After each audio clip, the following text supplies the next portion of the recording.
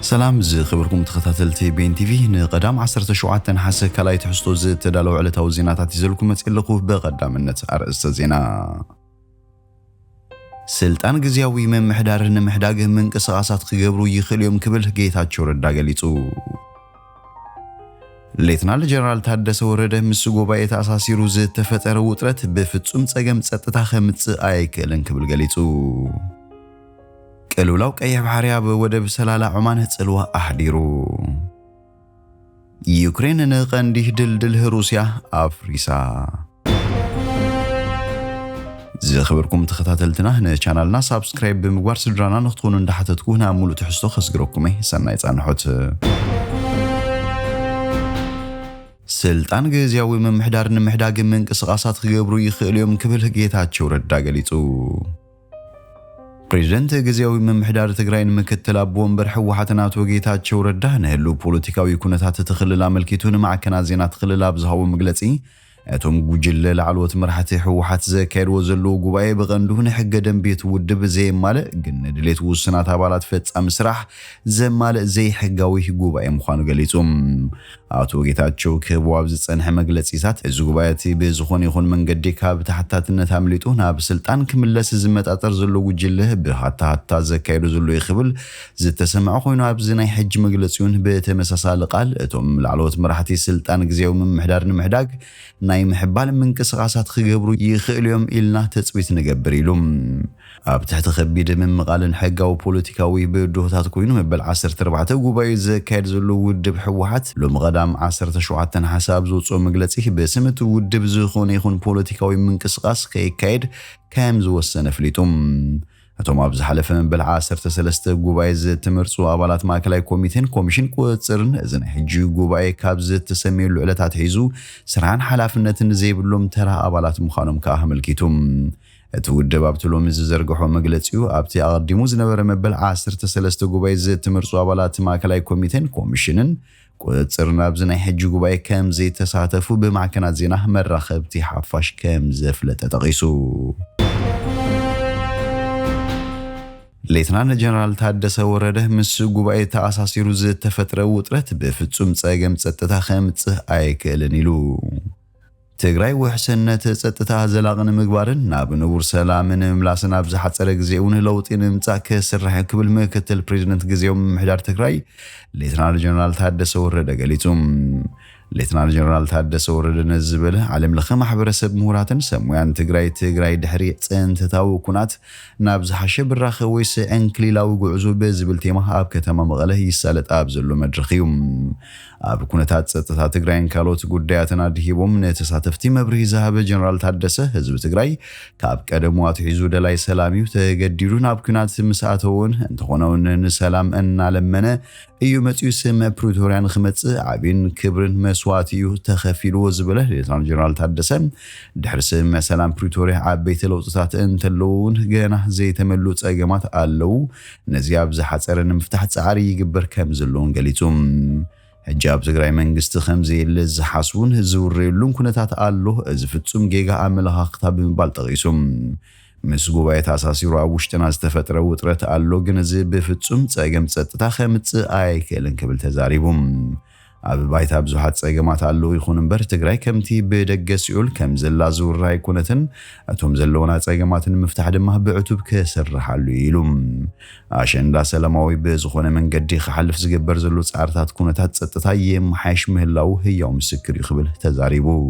ተመዛበልቲ ዞባዶ ብምልኦም ተመዛበልቲ ጸለምቲ ድማ ብዙሓትና ብመረበቶም ተመሊሶም ኣለዉ ምስተመለሱ ግን ኣብቲ ቦታ ብዙሕ ጸገማት ስለዘሎ ነዚ ብውሕሉል መንገዲ ክፍታሕ ልዑል ጻዕርታት ይግበራሎም ተመዛበልቲ ዞባ ምዕራብ ትግራይ ውሕስነቶም ብዝተሓለወ መንገዲ ክምለሱን ምስተመለሱ ጥጡሕ ባይታ ክፍጠረሎምን ዝተዋደደ ስራሕቲ ይስራሓሎ ቁልፊ ምድላዋቱን ይግበር ኣሎ ወይካ ዘይሕጋውያን ጸጥታን ምምሕዳርን ክፈርሱን ናብ ዓዶም ክወጹን ዝበለ ሌተናል ጀነራል ታደሰ ተመዛበልቲ ምምላስ ማለት ግዝኣታዊ መሬትና ተረጋጊጹ ውሕስናና ተሓልዩ ማለት አይኮነን ብዙሕ ዝተርፈና ኣሎ ከንሰርሓሉ ይግባና ክብል ጠቂሱ ቀለውላው ቀይ ባህሪ ኣብ ወደብ ሰላላ ዑማን ጽልዋ አህዲሩ ወደብ ሰላላ ዖማን ኣብ ቀዳማይ ፍርቂ ዓመት መራኽብ ኣብ ቀይሕ ባሕሪ መጥቃዕቲ ሚሳይላትን ሰባልቦ ነፈርትን ንኸይፍጽም ኣብ ዙርያ ደቡባዊ ጫፍ ኣፍሪቃ መንገድን ኣብ ዝቕይራሉ ዘሎ ኣዋን መጠን ኮንቴይነራት ብ16 ሚታዊት ከም ዝነከየ ጸብጺቡ እቲ ናብ ዶብ የመን ዝቐረበ ወደብ ዖማን ክሳብ 30 ሰነ ኣብ ዝሓለፈ 6 ኣዋርሕ 1.679 ሚልዮን ኮንቴይነራት መራኽብ ዘእንገደ ክኸውን እንከሎ ቅድሚ 1 ዓመት 1.999 ሚልዮን